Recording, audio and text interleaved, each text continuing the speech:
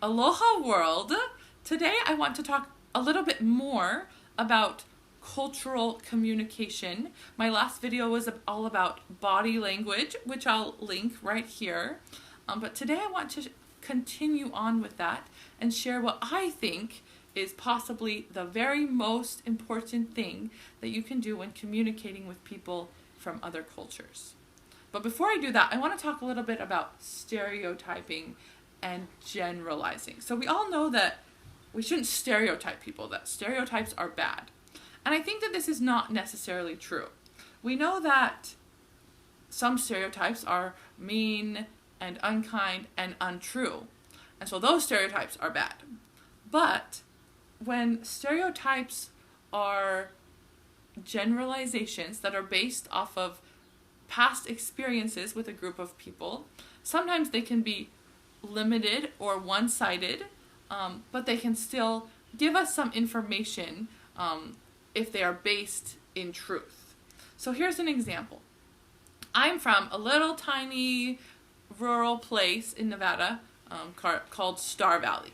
And if I said that Star Valley is a ranching community, would that be a stereotype? Probably most people in Star Valley are ranchers, or they would consider themselves cowboys, they're day workers, they do those sorts of things. But is this, so the generalization is true, but is it true for everyone in the community? Of course not. So my brother, I would consider him a cowboy. He's done those kinds of jobs, he's interested in horses, but my dad is a teacher, and he would definitely not be considered a cowboy. So, was this a harmful stereotype? No. If you had never been to Star Valley, and I told you that it was a ranching community, that there was a lot of ranchers and cowboys there, that would help you have an idea of what to expect when you came to Star Valley. So generalizing based on our experiences and the experiences of others can help us understand the world. So for an example, if I said, it's hot in Hawaii, no one would say, how dare you, you're stereotyping Hawaii, because sometimes it's not hot in Hawaii. Of course that's true, but it helps me categorize my life. If I wake up every morning and I think, oh, maybe I should wear my winter coat today, that would be confusing. But I can realize that, oh, I was hot yesterday, I'll probably be hot again today, or at least I don't need a winter coat. And that can help me get information about the world. So, generalizations can be helpful if they are used correctly, but they're only one shallower side of the story.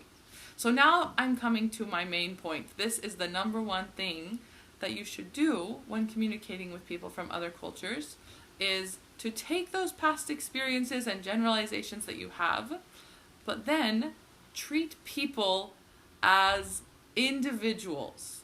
Each person is so unique and nuanced, and I wouldn't want someone to base everything about me on my nationality. I'm not just an American. I'm not like every other American. I have all these interesting personality traits and things about me that make me an individual. And the same goes for people from every culture and every nation. And I think that sometimes some of the racism and the cultural disunity that we see comes from people not getting to know each other on a personal level. At our core, we are all people and we do things differently, but we are all unique and we want to be seen as unique. And so I challenge you to go and branch out and form real relationships. It's so fun to get to know someone that you don't already know before and learn interesting things about them. And you don't really have to travel too far usually to experience the world from a different perspective. I hope this has been helpful for you. Let me know in the comments if you've had experiences with stereotypes or generalizations, and also if you've had experiences getting to know people on a real level that are different from you. Make sure that you subscribe to my channel if you're interested in this kind of content, and have a great day.